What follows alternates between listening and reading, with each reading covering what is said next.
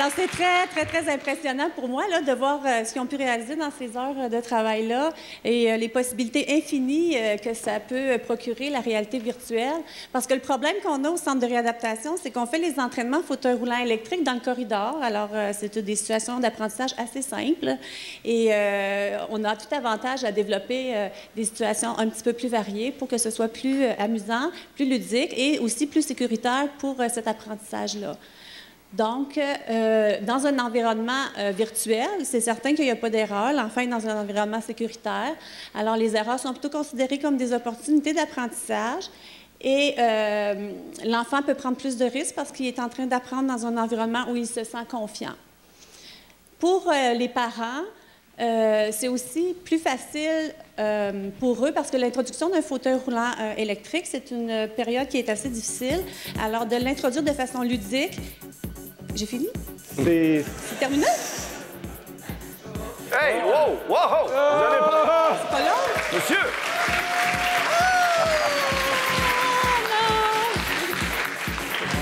On vous donne 5 minutes de plus. Bon, allez, venez, allez, bravo toute l'équipe! Un système de simulation pour l'apprentissage du pilotage des fauteuils roulants électriques.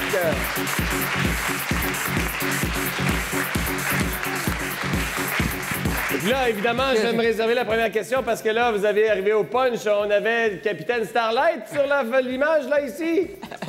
Oui. Ben oui, exactement. On a un des artistes, Michel, qui a réalisé le Capitaine Starlight et on a réussi à l'intégrer. C'est sûr qu'il n'est pas dans la simulation comme telle, mais il pourrait donc éventuellement être intégré à ce contexte de simulation. Nice, nice.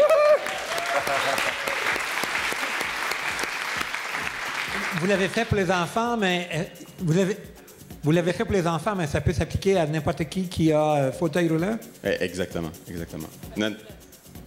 J'irais plus que ça, c'est-à-dire ça pourrait être aussi utilisé dans la simulation automobile, c'est-à-dire des personnes qui ont de façon à créer des outils. Bah, d'ailleurs, je vais vous laisser en parler. Sinon, créer des outils, d'accord.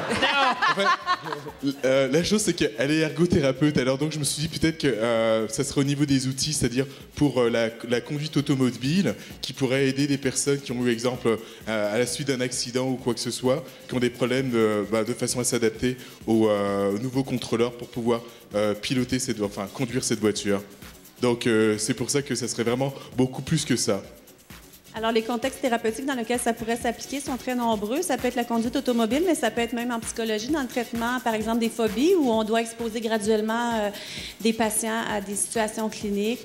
Ou ça pourrait être familiariser les jeunes qui veulent faire du sport adapté aux différents outils qui existent pour ce faire.